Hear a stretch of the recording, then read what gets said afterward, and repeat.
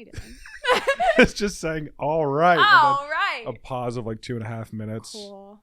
What's up with you, Dylan? What's up with me? Oh, wait. I had a whole thing.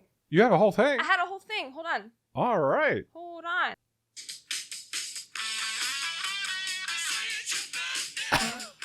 Oh, wow. It's not my birthday, too. But in case you didn't know, it's Dylan's birthday. Birthday alert 2024. It is May 2nd, which is famously known for one thing. Which is? Dwayne "The Rock" Johnson's birthday. Oh, is it? Yes, it is today. It is known for two things. What is it? Dylan Ber-day's birthday. It's Dylan Ber-day, 2024, turning 29. How do you feel? I feel bad. I felt bad for a long time, and it's only getting worse. Yeah. I wish I could offer you some kind of like comforting words of wisdom, but honestly, I can't. I don't think anything would help. Whenever I ask people how old they think I am, they usually say like late 30s, and I look bad for my age. Are you serious? I'm maybe overemphasizing that a little bit. Yeah, and I look bad for my age. Cool. Awesome. Yeah. I disagree. Oh, thanks. I could see you as looking like a young 30, but that's just because you're so a young 30. No, but listen, no, it's just but not because you look old, it's because you look so like professional and like put together. Oh, thank you. That's literally the only reason. Like when you say professional put together, you're just referencing my dress shirts, right? Well, actually, yes, like that. You always like look stylish. You always look put together. Like between the dress shirts that you always wear, even in extremely hot weather, and and the dress shoes. But no, like guys. Oh my god. Dylan also just moved. Sorry, I'm dropping all of these things. And I wore a big flannel on the day of, and it was 86 degrees outside. Why? Because I only have flannels, really. Because that is my wardrobe. That is. I'm aware. We went to Hershey Park one time, and my dude wore a long sleeve button down shirt in an amusement park, and it was also like 89 degrees and humid. Yeah, I look like the nerdiest CPA at Hershey Park. I always wear button downs. It's true. Why? Because is it just like it's your thing? It's what you're known for? Over the years, I've accrued nothing but button downs, really. From whom? I only get clothes during Christmas. Okay.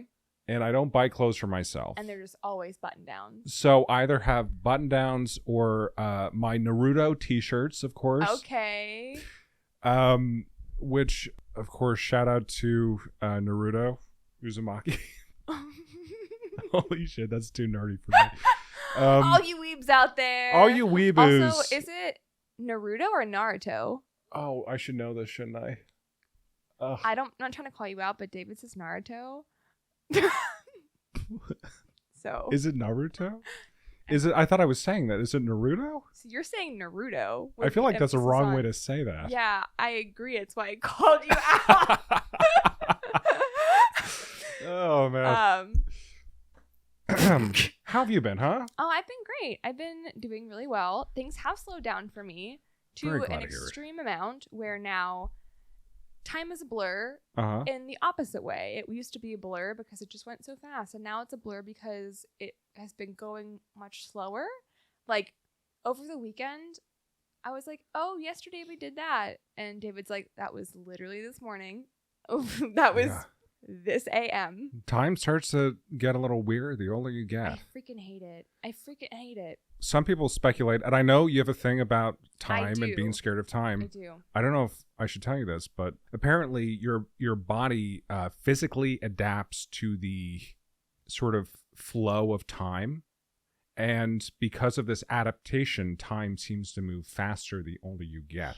I was actually gonna literally just say something about that. I like one of the theories. I don't know if this is the same one that you were talking about, but basically, like when we're kids, because we've lived shorter lives and we've experienced so little. Yeah. That's why childhood feels really long. Yes. And then now, as we've experienced more and more, that's when it speeds up because we're like, oh yeah, it's another year of experience this. Like this is no longer new. These are no longer new, fresh experiences like a baby would have. Absolutely. It's the difference between 1/8 or 1/29th. 1/29th seems a lot smaller in the whole. Yeah.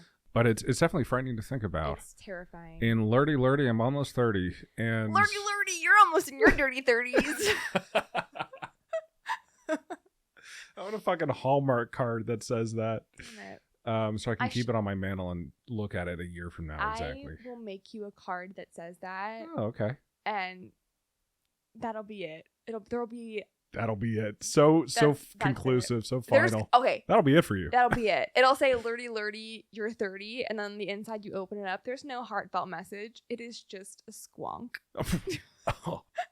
Whenever I hear the word squonk, it just takes the wind out of me, to be honest. Scootin', honky tonkin' squonk. Boot squootin' and Squootin'. Boot squootin' squonk. The honky tonk. Who is that handsome squonk from across the bar? Yeah. Let me send over a PBR. All right. What is a PBR? A Pabst Blue Ribbon. Oh, I should know that. I don't drink beer. You don't drink beer? No, I don't like beer. You don't like beer? What do you prefer? What is your drink of choice? Because you just turned 21, so you're going to be able to go to bars officially now. Oh, yeah. Yeah. Officially, I'm 21 years old. Mazel tov on that, by the way. Thank you. No, I turned 25. Yeah, your eyes are real wide. I'm a quarter of a century, guys. I had this whole plan. Sorry, there's so many things, so many tangents. I had this whole plan for whenever I turned 25, and my friend back home gave me the idea. She's older. She's like double my age, but still my 50. Friend. Yes. But whenever she turned 25, she got a casket and brought it into her home, and she threw a party for herself, and it was like a wake. So she laid in the casket while everybody, like all her friends, like did toasts and like that is so dark. Life. I wanted to do that so bad. I love the idea. And then I went to Disney. Oh man, I love that idea. Yeah. Of just like arranging your own funeral. Right. Because caskets aren't cheap. No, they aren't. Again, tangent. You don't frequent Facebook much, do you? No, not at all. No, I don't frequent it a ton either, but every now and then I see a marketplace listing, like the photo that I just recently purchased. Yes. You got that off of Facebook Marketplace? I did. You were just browsing Facebook Marketplace and you saw that? I was literally in Disney and I saw, okay guys, you don't understand. It's like the most Madison image ever. Yeah, let's describe this. Okay, painting. there's a woman. There's a topless woman. You can't see anything. But there's a topless woman with like this chainmail. I thought it was pearls. Is it pearls? Yeah. Oh, it's pearls. It's pearls, like pearl headdress thing that kind of like, it's like a veil. It kind of covers her forehead and like goes down on her chest. But she's holding a black cat. Yeah. And there's a martini glass in front of her. And then it's called the Solitaire. And I so classy. Saw it when I was in Disney. I was literally just like responding to a message from my sister, and I checked out of it, and there it was. And I was like, I have to have that. I like within a instance, I was like, that needs to be mine. I don't care what the price. I mean, I did care what the price was, but I purchased it. I have to meet a stranger in a weird location and exchange money. Sketchy location. Yeah, really? Yes, I don't know. Like someone's garage.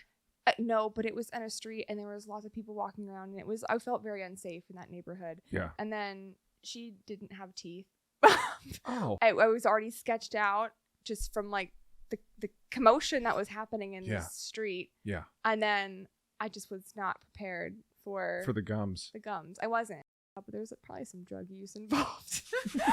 So you went to a meth addict's house kind of. To buy this painting off of Facebook Marketplace. Yeah. I hope you got a good deal. I did actually, because I pointed out a bunch of like flaws in it, and I'm not trying to be that person. Oh, I'm not, but like I'm not paying top dollar whenever literally the sealant is coming off. Yeah. So like I got a discount. Okay. I think like $60 is what I paid. $60? $60. Damn. Damn, in a good way or bad way? Bad way. Real bad. It's quite large too. It's not a small painting. No. It is quite large. Original price was like $120. 120? It's a good painting. Thanks. Genuinely, or no, I think it is. Okay, cool. I am smitten with her. Yeah, it's a beautiful piece. I want to be her. You should put it up on the Instagram so everyone can see just how. Okay, maybe I will. Well, the whole point of it, I sent it to David right away, and I was like, "Look, it's me and Banks if we were in the 20s." Because this looks exactly like my cat, and it's exactly what I'd want to look like if I were born in the 1920s. Welcome to My Existential Crisis, the podcast where we talk about all the things that make us question our entire sense of self. My name is Madison Epley. My name is Dylan Ber-day, and this is My Existential Crisis.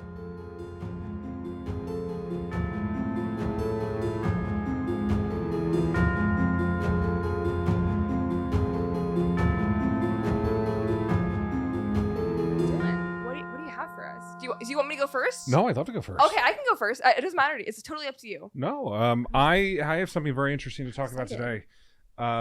Today I'd like to talk about one of the most ill-conceived movies ever made. Okay. Maybe the most ill-conceived movie ever made outside of maybe Scary Movie 5, which I took a date to in 2013, which is the most ill-conceived date ever planned. Oh my gosh. Wait, which one is Scary Movie 5? It is. Is that the one with the guy in the wheelchair and he mentions tossing salad? Is that the one? I swear to God, I repressed all of it. I do not have a single memory of that movie. That's the only scary movie I remember. I remember it being so bad that my face was red hot the entire time in the theater. I wanted to leave and then sat in a Barnes & Noble for the next 30 minutes. The date did not go well. No. I'm assuming. Okay. But anyway, I'm not talking about my love life, even if it wouldn't make a great topic for My Existential Crisis. Instead, I'm going to be talking about the movie Roar. More specifically, I'm going to be talking about the legendary development of Roar. Okay. So when you hear the title of the movie Roar, what do you think the movie's about? A cat. Correct. Okay. Correct. It's a 1981... Tiger? That is also correct. Okay. Look at me go. Was made in 1981, or released in 1981, is an adventure comedy that heavily features a whole lot of big cats. Okay. We're talking lions. We're talking tigers. All your favorite big cats are here. Okay. The movie was written... you cats and kittens. Sorry. That's a throwback. I really reached into my brain for that one. Yeah. No. What was that show called? Lion King? Yeah, Lion King. Nope. Lion King 2. Tiger King. Tiger King. That's right. And Joe Exotic and Carol Baskins. Yes. Yep. Who didn't kill her husband. Who did not kill her husband. Yeah, because he emerged, didn't he? He was found alive, right? No, he's fucking dead. Wait, are you serious? I thought he was alive. No, he never showed up. Oh, well, she probably killed him. She probably killed him. I'm just now realizing that Tiger King is probably a play on Lion King. You think? I think they probably switched it. Oh. And that's like, oh, we can do this. Lion King's such a popular movie. Then, or maybe not. Or maybe not. I don't know. The movie was written and directed by Noel Marshall and produced by Noel and his wife, Tippi Hedren. I know Tippi Hedren. Yeah. Oh my gosh. For those of you who don't know, Tippi Hedren is in one of the greatest Alfred Hitchcock movies, The Birds. So that poor woman started it, and she had real live birds thrown at her face and attacking her throughout the film. Well, just you wait. Oh, shit. What happens to her over the course of this movie's development is tragic. What the fuck? Poor Tippi. Yeah. First your name Tippi, I know, and then right? Your life just goes to shit, huh? Holy shit. But before we get into the troubled development of this cursed movie, let's talk a little bit about the plot. Okay. And this is going to be a pretty brief synopsis because the plot of the movie isn't what I like to focus on, really. Okay. But anyway, the plot goes as follows. Naturalist Hank, played by Noel Marshall, lives in Tanzania on a nature preserve. He has a huge collection of big cats that he keeps so he can study their behavior. Okay. And yes, these are actual big cats on the set of the movie. There's no CGI. They use real cats, and big ones at that. Did they have trainers and stuff? Well, we're gonna get to that, actually, yeah. Okay. So Hank lives on this preserve. He needs to pick up his family from the airport to bring them back home. But before that happens, a committee comes to review Hank's grant. Not Hugh Grant, Hank's grant. One member of the committee threatens the cats, and a fight breaks out. Tigers attack the committee, causing panic. Hank's family arrives at the ranch, finding it deserted and surrounded by big cats. They try to escape multiple times, facing various dangers. One of the committee members tries to convince the committee to kill the lions, leading to a confrontation. Togar, a rogue lion, battles with the pride's leader. And just guess what the pride's leader name is, real quick. Mufasa. No. Okay. Not even close. Simon. Nope. Bob. That would be pretty good. Close, actually. Really? It's Robbie. Robbie. Hey, I was close. Yeah, not bad. Battle of the century between Togar and Bob. Ensues. And ultimately, the family reunites, and Hank asks Mativo to keep certain events, that's Mativo's his friend, certain events secret, like the fact that 2 committee members were literally eaten by lions. Wow. And that's it. Happy ending. The family decides to stay for the week under false pretenses. It's like the climax is just the 2 cats fighting. There's a lot of fighting throughout the movie. Jeez. Yeah. It sounds like a pretty standard movie with the exception of the cast and crew.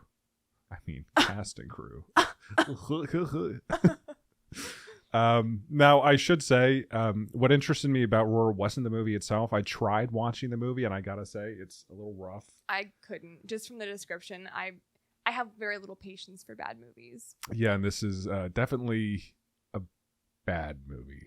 Ultimately, the movie is secondary to what I'm talking about today. What interested me about Roar was the cursed development of this incredible project. So the concept of Roar was conceived by Noel Marshall and Tippi Hedren in 1969.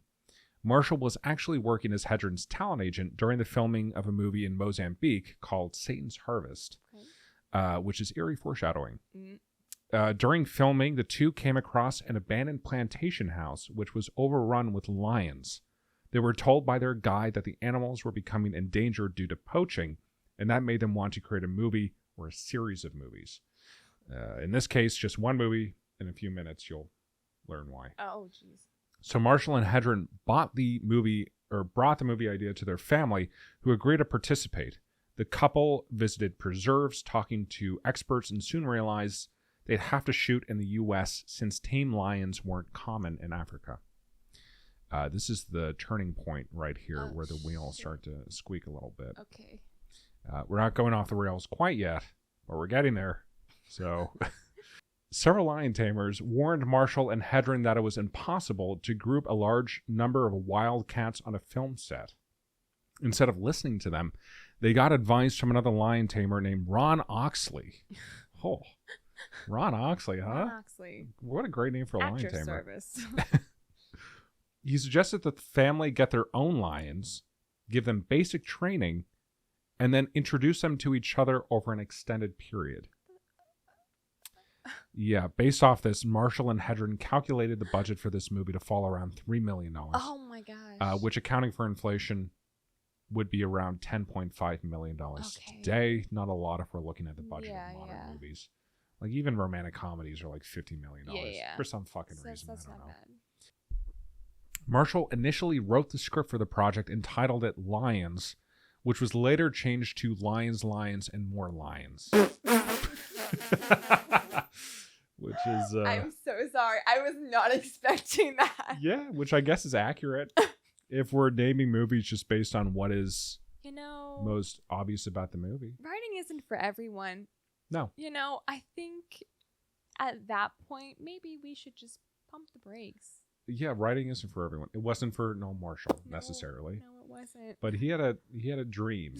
It was a well-intentioned movie. He had sort of an aim to help with animal conservation through the movie. Okay. But he gets in a little over his head pretty shortly on. So the script allowed for up to 30 or 40 trained lions. It was inspired by slapstick routines, aiming for a mix of comedy, drama, and terror, with the ultimate message of wildlife preservation. This is where the wheels on this thing start to get a little squeakier. Okay. We'll go over this in a little bit, but actors had to pretend to be scared to trigger reactions from the animals during chase scenes. Oh, no. I say pretend to be scared, but I'm not sure if that's the whole truth. Yeah. As for the set, Marshall and Hedren purchased land in Soledad Canyon, California, and they constructed a set with a 2-story house capable of holding 50 big cats. The larger set was meant to mimic Tanzania, with vegetation and a dammed creek to create a lake. There were areas fenced off to prevent animal escape. Mm-hmm. All the while, additional animals were being added to the film. And by 1979, they'd acquired, let me read out this list. Oh, no. 71 lions, 26 tigers, 10 cougars, 9 black panthers, 2 jaguars, 4 leopards, a fucking tigon, which is a male tiger, female lion hybrid. Oh my gosh. 2 elephants, 6 black swans, 4 Canadian geese, 4 cranes, 2 peacocks, 7 flamingos, and a marabou stork. And a marabou stork. Yeah, how about that? Partridge and a pear tree. More or less. I don't even know what to say because it doesn't even make any damn sense. They don't even go together in the habitat. Like, why? Yeah. I think that Marshall was like trying to recreate like Tanzania, and he getting Canadian geese. That's the way to do it. Yeah, I guess viewers don't really know the difference between geese. But I do. You do. Well, you're famously a goose expert. Yes. However, with all these animals, they did turn down a hippo because, of course, hippos are dangerous. Oh, yeah, hippos are. Yep. Okay. So, alrighty. Can you imagine the craft services on that set? No, I can't. I really can't. You're just in fear of your life. We actually have a number here in terms of like the food and stuff. Oh my God. The cost of the feed for the animals, as well as a crew, was around $4,000 a week, which today would be about $28,000 a week. Oh my gosh. But that's definitely preferable to having hungry lions. Well, yeah, of course. But like, that's just unnecessary. Like, I don't think cougars and jaguars and panthers and lions all habitate in the same area. No, but I think they just had a very large property in which and they're just like, let's just fill it with all the felines we can think of. Yeah. Holy. Okay. Holy moly, huh? Holy moly. It only gets worse. Okay. For some reason, they started to have funding issues in 1973. Oh, for some reason. Yeah, leading them to sell properties and their possessions to cover their debts. Marshall's company went bankrupt. And despite all of this, Marshall remained committed to the project despite risks, citing significant personal investment. Of course, I mean, I kind of understand. Like, I would want to throw my hands up. Yeah. But at the same time, you've already spent so much money. It's the sunken cost fallacy. Yeah. Like, you're just going to keep sinking more money into it. And it doesn't mean, like, you've already done it. Yeah. I get the commitment, but, like, you got to pull the plug sometimes, people. Yeah. All of you out there, sunken cost fallacy, keep that in mind for everything. Yeah, honestly. All of you ambitious filmmakers, exotic just animals don't do it. Despite all of this, Marshall remained committed to the project. And of course, the health of the animals was an issue. Yeah. Like we briefly talked about there. Yeah. Some big cats suffered from airborne illnesses, resulting in the death of 14 lions and tigers. Filming, so that was just pre-production. Oh my gosh. Filming began in 1976. Like 10 years after? Oh, come again? Like 10 years after they first started? Did they start like 69 or something? They started, let's see here. In 1969. So the concept was conceived in 1969. And they've just spent all this time. Yeah. Okay. By the end of it, it's just so fucked. Filming began in 1976. Okay. And they soon ran into an issue. Just one. Just one. They were restricted to film only 5 months at a time because the cottonwood trees on set turned brown from November until March. It was also difficult filming the big cats. No shit. They would set up cameras and wait for the cats to do something. But cats are fucking lazy. They sleep all day. Yes. Like I mentioned earlier, actors were encouraged to rile up the cats by pretending to be scared, screaming, basically doing anything they could to elicit a reaction. Oh my gosh. And it only gets worse. That's not safe. Okay. No. This part makes me... Oh no. Yeah. One shoot involved covering Tippi Hedren's face in honey so a leopard would lick her. Oh my gosh. They just had to hope that the leopard wouldn't bite. Oh my gosh. Now, they had animal handlers, but they were like 8-10 feet away. So even if the leopard did bite, they couldn't do anything. Like, oh no. But she's so brave for that. Well, not just that, but I definitely read somewhere. So, like, cats, residential cats, and all cats, but like, their tongues are really rough. Yeah. It's to clean meat off of bones. But the bigger the cat, the more rough and the more spiked their tongue is. So, like, she's getting, like, an exfoliated facial by this jaguar licking her. With honey, which I've heard is great for pores. Yeah, well. So she's just... That's all it was. She's like, it's good for my skin. Yeah. So actually, never mind. I take it back. This isn't fucked up at all. No. But it is a good segue into the injuries sustained on set. Oh. Here we go. Within 2 years of the start of filming, there were 48 recorded injuries. Of the 140-person crew, a minimum of 70 were injured during production, though Marshall said the number of people injured was over 100. Oh my gosh. Let's start with Marshall himself. Oh, okay. During a fight scene between two male lions, he was bitten through the hand. He suffered 8 puncture wounds on his leg by another lion.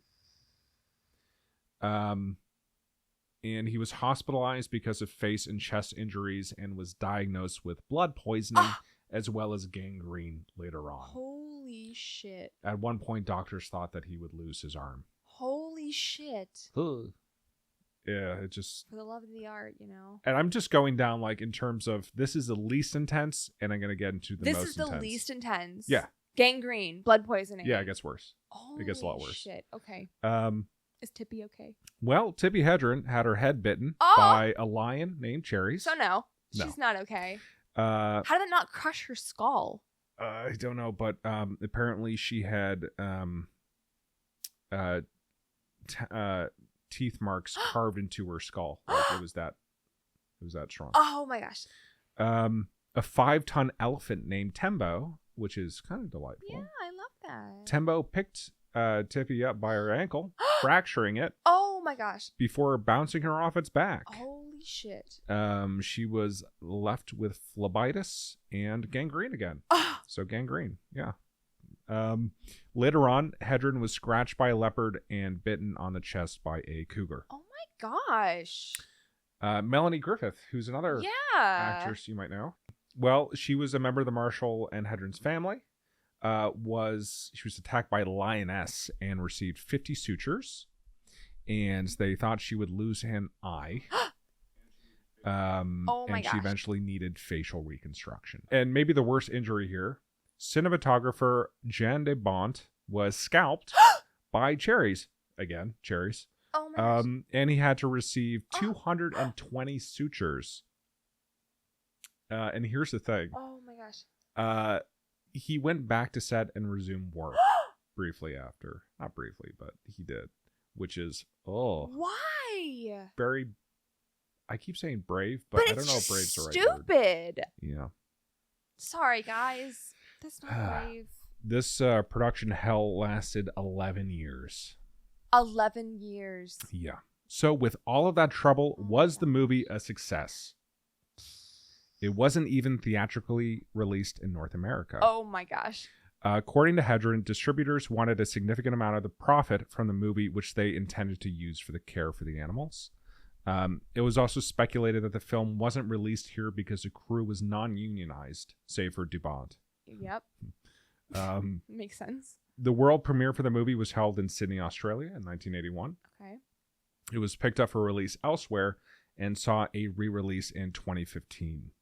The worldwide gross for Roar outside the U.S. was less than $2 million. Wow, that is not good. Yeah, paling beside its $17 million budget. Jeez. All in all, the movie has received mixed reviews. Can you imagine going through all that fucking work, getting literally scalped, and then somebody's like, "Yeah, your movie is kind of mid." Kind of mid. Yeah. It has gained a bit of a cult following. Honestly, I would hope so. At this point, give it something to them, Just give them literally anything. And there we have it, Roar, a well-intentioned disaster. And I'll leave you with one line, which is promotional text from the re-release. The line goes, "No animals were harmed during the making of this film. 70 members of the cast and crew were." Oh my gosh. And sources, Wikipedia, Screen Rant, and Stage 32. That's crazy. Right. Oh my gosh. Where did you come up with that? Huh? Where did you come up with that topic? That's so good. I saw a video recently by a YouTuber named In Praise of Shadows, who covers like a lot of like horror series. I'd definitely recommend you check them out. Okay. And he had the most like dangerous movies ever made, and that was one of them. Holy cats. Yeah. Holy cats. Holy cats. You know what that movie should have been called? What? Cats Me If You Can. I don't even know what to use for the title. Holy cats with an exclamation point. Holy cats. Or Cats Me If You Can. Lions, and more lions. Lions, and more lions. We get it.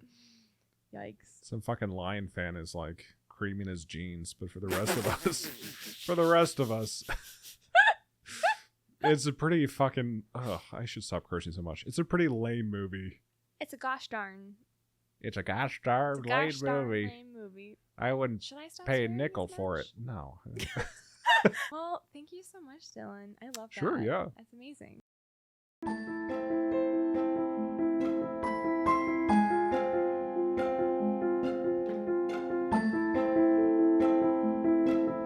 So Dylan, yes. This one was actually recommended to be by my mom. This one.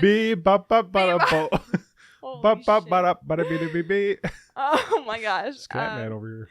This one was recommended by my mom way back, like before I even started the podcast. And I was looking for like summer vacation plans and stuff. And I came across this again. And I was like, sure, let's do it. So this is like, it's not true crime really. It's just more history based. So bear with me.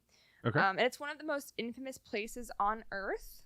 And it's most known as America's creepiest ghost town, at least by Cracked.com. Oh, I love Cracked. I was a big Cracked fan back in the day. My sources are AVC 27, Uncovering PA, Centralia PA, All That's Interesting, How Stuff Works, History, Green Matters. They're just showing off. Cracked.com, and Travel the Whole World. Yeah, it must be nice to have so many sources, huh? Yeah, it's the best. It's great. It's that freaking Wikipedia. Wikipedia's number one always. Yeah. So this is, if you couldn't tell, the story of Centralia, PA. Are you familiar with this? I am. You are. To my understanding, it was a coal town. Yes. Where a fire erupted beneath the town, and it has been a sustained burn for many, many years. Yes. Mm-hmm. That is the short of it. Yes. So I'm going to explain how did we get here? So way back, whenever America was first being colonized, the French sea captain was like, hey, this land has a shit ton of anthracite coal. And for those of you like me who are like, what the fuck is anthracite coal? What the fuck is anthracite What coal? is this? What the frig is that? What the frig? I literally don't know. What is anthracite coal? It has the highest carbon content and therefore the highest energy density of all coal. So it is like the coal if you want to be using coal. Yeah, okay. That's the best way to describe it. Despite being sought after, it wasn't until the 1859 that mining actually began here. There's like 5 different mines all throughout this small town. It's only 153 acres. Or 0.23 square miles. Oh, that's small. Big. It's a small town. Yeah. And there's at least 5 mines under here. 5? At least 5, yes. So needless to say, this was a coal mining town. This was the industry for this place. And fun fact, it's not really relevant, but I thought it was pretty cool. There was a 19th century Irish secret society called the Molly Maguires. And they were known for protesting agricultural practices in specifically Pennsylvania, and also the poor mining environments that children as young as 7 would endure. Oh, of course. Yeah, of course. So they were like, Bill's character. They were trying to unionize, and so of course history wrote them as evil. They did murder the governor. So listen, the history's trying to frame them as evil. They did murder a guy. They did murder the governor. Yeah. But he deserved it. Yeah. So that's just a fun fact. Yeah. I just thought Molly Maguires was a fun name. Yeah, I think so too. So Centralia reached its peak population of 2,761 people in 1890. At its peak, the town had 7 churches, 5 hotels, 27 saloons, 2 theaters, a bank, a post office, and 14 general and grocery stores. How many saloons? 14. 14 saloons? Oh, sorry, 27 saloons. 27 saloons. They're coal miners. They've got a lot to drink for. Yeah. You know? Too many honky tonks on my way home. You know what I mean? 27 honky tonks.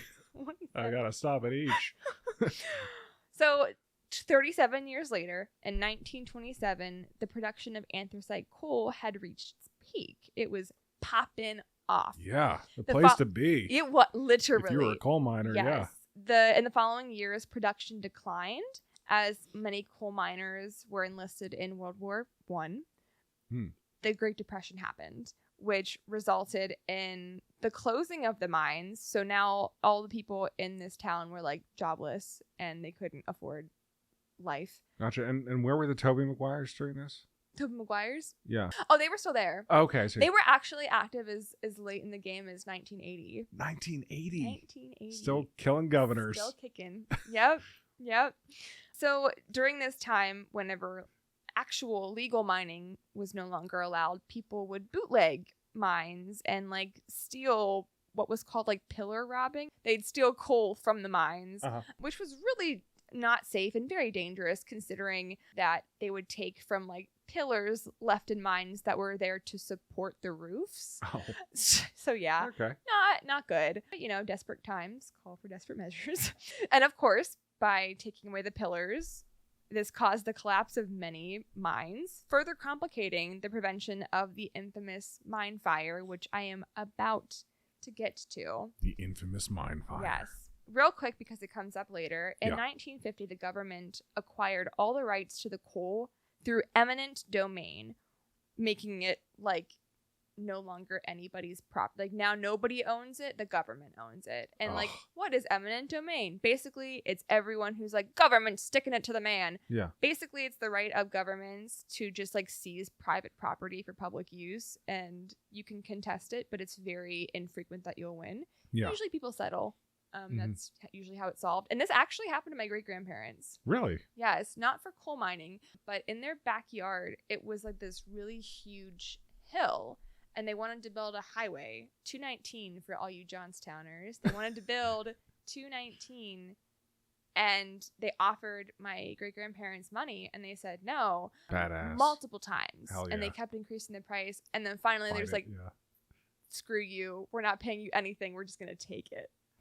Yeah. That should be illegal. Yeah. So if you live on Arthur Street in Johnstown, you would have had a large ass hill, but the government took it away. Anyway. The government took your hill.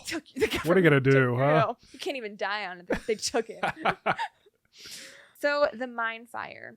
To this day, we still don't know the exact specific cause of the devastating fire, but we do know how it happened. And basically it was a bunch of really poor choices. Because, you know, what else? That's how it typically goes, right? Yeah, right? So it's thought that it started with an attempt to clean up the town landfill in 1962, right before the town's big Memorial Day celebration. Oh, so fun. They're like, we're going to have this big party. We got to clean up the landfill. It smells. So what did they do? hey, they burned it. This abandoned mine looks like a really great place for a garbage dump. And then let's burn it to clean it up. Yep. Oh. Yep. So how did the parade go? How did the festival go? I'm going to assume it went great. Okay. Because there's no news about it.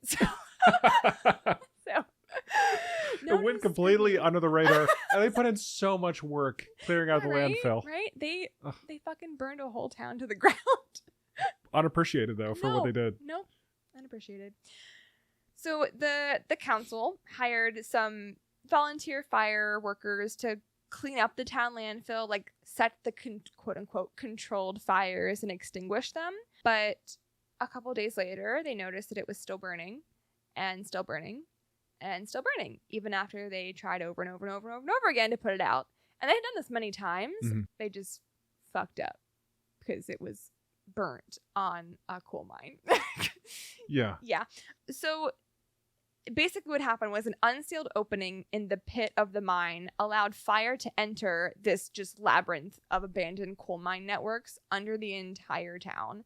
They actually tried installing like a fire resistant clay barrier between the landfill and the coal mine. Yeah. But again, it was a success. They actually just ran out of time. Oh. And they were like, we're behind schedule. Let's just burn it. Yep. Yep. So not great. Not great. So then it just created an endless fire that continues to burn to this day. Which, I don't know, I would say has probably made the town more famous than it would have otherwise been. Genuinely, it has. Maybe for the wrong reasons? Yes, some would say. You can't live there. Some people still do.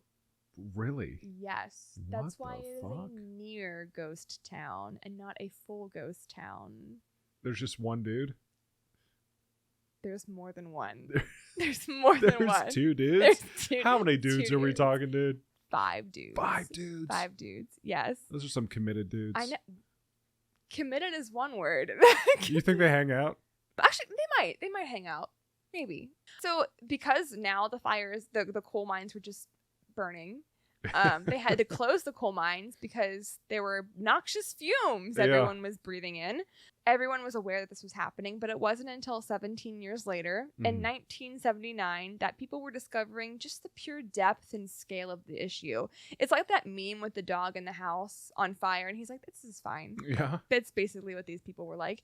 People were just living on top of this burning underground fire, dealing with the hot ground. Like, the ground is hot. Like, you don't have to shovel snow in the winter because it just... Oh. Yeah. Hey, silver lining. Yes, right. There's a terrible sulfur smell, noxious fumes, and then it started to affect their day-to-day life. In 1979, a new mayor, not the one who was murdered, he was also a gas station owner, and he was just like testing his fuel in the ground compartment, and he pulled the temperature out, and it was 172 degrees. Now, if you're again like me and you're like, is that hot? Because I don't know. I don't fucking know. For reference, underground fuel tanks should be anywhere from 10 degrees Fahrenheit to 90 degrees, depending on the weather outside. So this was near double the temperature of what it should be. And they're like, hey, this is a problem. Yeah. This is not safe. So it still took 2 more years for like statewide attention to be drawn to this issue. Instead of people in the state just like looking at the giant cloud raising into the sky? Yeah. They're like, this is fine. But it wasn't until Valentine's Day in 1981 when a 12-year-old child named Tom Domboski, he fell into a sinkhole. 4 foot wide by 150 feet deep. Oh my fucking God. Is he okay? He just suddenly opened up beneath him in his grandmother's backyard. Oh no. He did amazingly survive. Really? By grabbing onto a tree root. Wow. But that's a hell of a story. This fire was like 900 degrees underneath him. Like he probably had severe burns. Yeah. Even if he didn't hit the fire, just the heat alone. Like, okay. No bueno. Ah. Yeah. And as the case with like every politician visit to the state, at the time the sinkhole happened, the U.S. representative and the PA governor were visiting the town to assess the damage in the area. And this is when Todd... And then this happened. And they're like, oh, I guess this is the damage. God gained a Tomboski today. Yeah, and here's a quote from somebody who lived from Todd.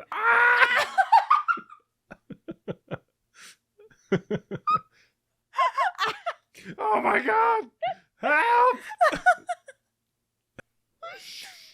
Okay, so again, this town was still chock full of people during this time. People were witnessing these things, and here's a quote from a neighbor. Okay. Every once in a while, you would come across a deer sticking out vertically with steam billowing out. They looked like they were crawling out. The poor deer had fallen into a sinkhole and had either starved to death or suffocated from the noxious fumes. Oh. And again, the kids who grew up here before it was abandoned, like they were just like, oh, this is normal. Like they just found ways to deal with it. Another person named Becky told a reporter about the violent death of a neighbor's cat. She said, we were swinging in the backyard and this patch of grass just suddenly turned brown. The neighbor's cat was standing there and it also suddenly became brown. It didn't make any noise and we thought she had done something to make it all suddenly brown, like flipping a sheet over, but it was just another hole. And then the cat went down and we didn't say anything. And then we went over to see the fence and we called out to the neighbor, but after some light digging, her cat was gone. Oh, God. Yeah. Oh, what was the cat's name? Do we know? We don't know, but Becky was the girl who witnessed this. Oh, goodness gracious. Yeah. It's just one thing after another in this town, huh? Yeah, not great. Fire was as deep as 300... The fire is as deep as 300 feet, and the temperature of the burning ground, again, 900 degrees Fahrenheit, but it was documented to be 1,350 degrees Fahrenheit. In some points. Oh my gosh. Yeah, no bueno. You could roast a whole hog on that, huh? You literally could. People were planting like tomatoes in midwinter because it was so warm. And although there was all this physical evidence of the fire, people passing out in their homes from carbon monoxide poisoning, right. Residents of Centralia were really bitterly divided over whether or not the fire was actually a threat to them. So there were like at least 6 different community groups formed to try to fight back against the government trying to kick them out. Right. Which it's your home. I understand. Yeah. But they weren't leaving them for nowhere. In 1983, Congress actually allocated over $42 million for relocation efforts for the people there. So basically they're like, hey, we will buy your property off of you for the value that it is more than it's worth for what's happening. Plus, we'll give you more money so that you can buy a new home. Yeah. And people still said no. And just, again, to explain some of the effects people were having, you know how coal miners get black lung? Yeah. Everyone had black lung. Oh. Not just everyone was basically a coal miner in this town because they all had black lung. Trees and plants began dying. Again, people were passing out from carbon monoxide. Sidewalks and roads were buckling and just sinking in. And nearly all of the residents did accept the buyout offers, but there were still 63 remaining residents as of 1990. And then by 1992, the governor, Bob Casey, was like, yo, this is freaking whack. You guys have to leave. This is not safe. So he pulled the eminent domain card again on them. Yeah. And so the people who stayed there kept squatting in their homes, technically. Yeah. In 2002, the Postal Service discontinued the zip code, and there were only 16 homes still standing by 2006, and only 5 homes by 2010. Actually, by 2020, pandemic, there were still 6 residents of Centralia. Can you imagine just like one of the residents sitting on his porch? Yes. He's like, hey, Tom.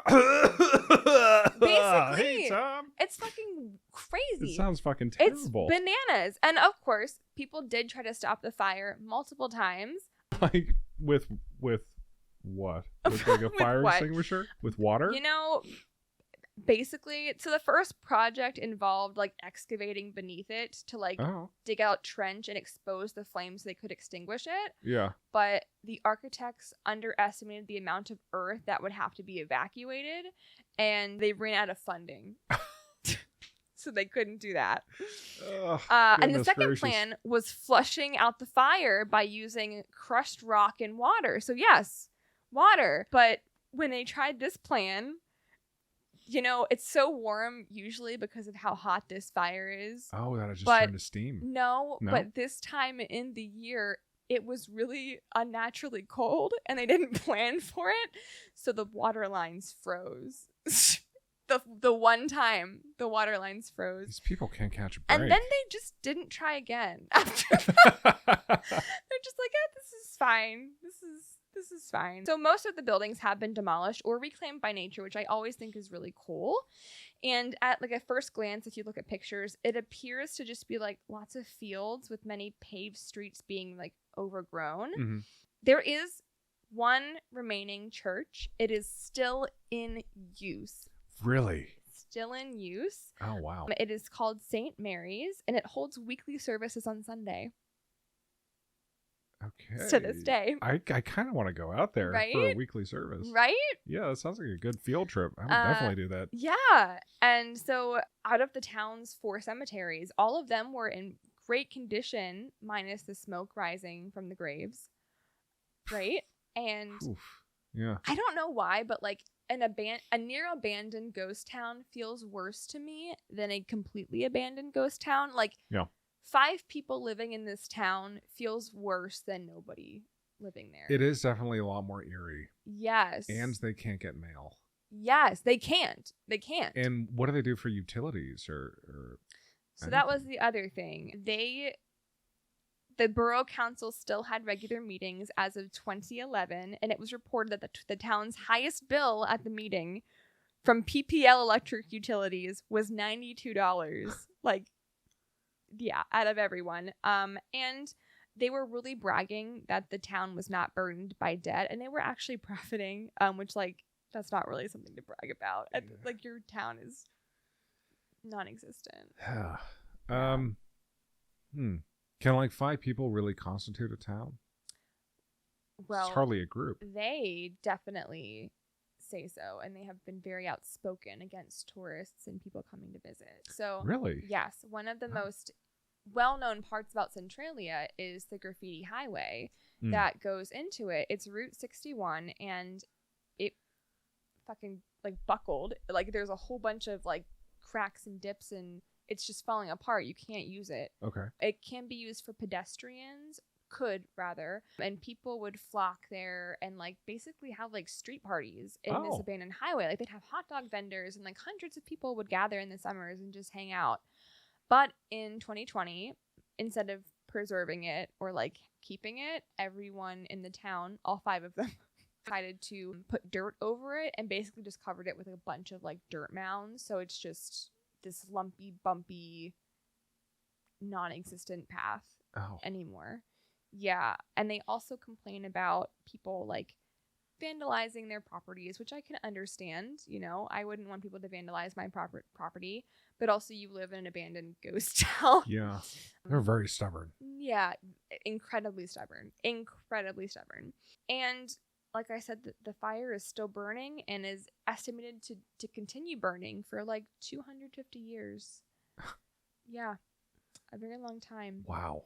Yeah. Oh my gosh. Some people do think that this is all a conspiracy by the government. Like, they set the fire, which I guess is fair because, you know, they did do the eminent... What did I say that was called? Eminent domain? Thank you. Eminent domain? They did the eminent domain thing multiple times. Yeah. And so their theory is they know how rich this land is with coal and they just want it all for themselves. So they purposely set the fire and they kicked us all out so that after... What is it? The theory is that based on the municipality laws of the state, according to state law, when the municipality can no longer form a functioning municipal government, i.e., when there are no longer any residents, the borough legally ceases to exist and gets forfeited back to the Commonwealth of Pennsylvania. Oh, I see. Yes. So that is the ultimate conspiracy theory there, which I don't agree with, but I could see it. Yeah. Also, I think there are maybe easier ways of doing that. A much easier way. They wouldn't have to set fire. a fire for 250 years. They literally could have just. They're playing the long game. Yeah, they're playing the long game. Yeah. Wow. Centralia. That's a hell of a story. Yeah, it's been used in popular culture for representations of hell or other inspirations like that. Silent Hill. Silent the game Hill. series, I think, took inspiration from Centralia. Absolutely, it did. It absolutely did. That's probably the most popular one. Also, okay, this is the last thing I'm going to say, but I lied. It's not the last thing. But there's this movie called Nothing But Trouble, starring Dan Aykroyd and Chevy Chase. Have you seen it? I know of it. Okay. Yeah. It is basically the fictional town that it's set in was inspired by Centralia as well. And this is a fucking fever dream of a movie. If you have never seen it, guys, I couldn't remember if it actually existed for the longest time because it's that crazy. Yeah. And I felt very validated whenever I remembered it last night and found it in my research. And it was classified as a horror comedy because my mom was like, hey, it's a funny movie with Dan Aykroyd, and failed to mention all the terrifying aspects of it. I've seen clips of it. Chevy Chase is also in it, right? Yeah, Chevy Chase, Demi Moore. I've never seen it, but I'm interested in seeing it. You know, I was obsessed with it just because of how much it skeeved me out. Yeah. So I'd watch it again. They have like a big mayor there as well, like a big mean mayor guy who has like 2 sons that look weird. Yep, it's like basically all like Dan Aykroyd is playing like all of the characters in that town. That's pretty cool. Yeah, it's a lot. It's a lot. But yeah, there's that, and there's actually on like the tourism websites they have a tourism website for Centralia. I shit you not. It was. Talks about like the tourism and things to do in Centralia. Yeah. I can read some to you if you would like. Yeah, absolutely. Okay. Things to do. Driving over the mountains from nearby Asheville, you come over the crest of the hill to the marker that still welcomes you to the borough of Centralia. Just down the road, there are 3 very well-kept cemeteries. In Oddfellow Cemetery to your right, it is said that the smoke from the fire can sometimes be seen rising through the ground, making for a very eerie scene. Even if there's no smoke, however, the cemetery is still interesting to see, as the fence is surrounded by many of the gravestones and shows sign of how the fire has changed the landscape. It talks about the roads that once led to quiet residential streets now leading to nowhere. Driving down these deserted lanes, you can see curbs, sidewalks, and front steps, many of which have been upturned by the power of the fire. The few houses that remain sit in isolated pockets around town, surrounded by lots where nature is reclaiming the land once occupied by happy families. And then it went to complain about how the Route 61 was covered up, and they're like, this piece of history should have been preserved. And they're like, unfortunately, a lot of the graffiti was very vulgar, but they had some really positive messages there too. That's amazing. Yeah. Yeah. Wow, what a place like that exists. Not that far away. How many minutes? An hour away. An hour. An hour away. That was the other thing too. And that tourist site, it was like visitors from Harrisburg and Lancaster often venture up our way and take in the mysterious sights. I so want to go there. Yeah. I want to go to one of the church services. It's open every Sunday. Every Sunday. St. Mary's, I believe it's called. Just like 5 people shuffle in. Yes. All hacking and coughing. Yes. With black lung. The smell of sulfur, not incense or myrrh. No. Wow. What a terrifying thing. To think that even in 2024, the United States as like a single like acting, I don't want to say organism, but like as an entity can't do anything about it. Want to hear something even crazier? What? So apparently mine fires, they can happen very frequently, and it's not just by humans who can cause it. There is a mine fire in Australia that has been burning for 6,000 years and continues to burn. Huh. Yes, it was thought to have been started by ancient bushfire. Wow. But we don't know because we weren't fucking here. That is incredible. Yeah. Ooh. Yeah. And again, like you said, crazy that after all this time, there's still nothing we can do about it. Yeah. Just have to let it burn. I feel so bad for those people. Yeah. Well, they could have gotten a lot of money. They chose to not. Yeah, that's true. Yeah. Well, thank you for sharing that. Yeah. Sorry, it was different. No, do you have any parting thoughts or takeaways? I really want to visit there. Yeah. I really want to visit there very badly. That and the abandoned PA Turnpike on the West Coast, not the West Coast, Western PA. Uh-huh. I lived near there for a while and I never went there. So now I want to go there. Yeah. That's pretty cool. Yeah. But that's it. Well, thank you, Madison. Yeah, of course. Of course. I hope you enjoyed that. Again, it was different. Sorry to disappoint if you were. I don't know. For those of you who were disappointed, fuck you. Fuck off. You. I want to do death every week. just some sulfur and brimstone. I thought that was fantastic. Okay, yay. Okay, well, if you have suggestions for us, please let us know. We eventually cover them, even if it's a year and a half later. And you can hit us up at MECPod on Facebook and Instagram, or email us at myexistentialcrisispodcast@gmail.com. Follow Dylan and I on social media. Dylan, your handle? Yes, my handle is Marblefolk, MARBLEFOLK, Yes. on Instagram. Mine is my first name and my last name because I'm unoriginal. And yeah, that's all I've got for you today. Thanks, guys. Thanks, folks. Bye. Bye.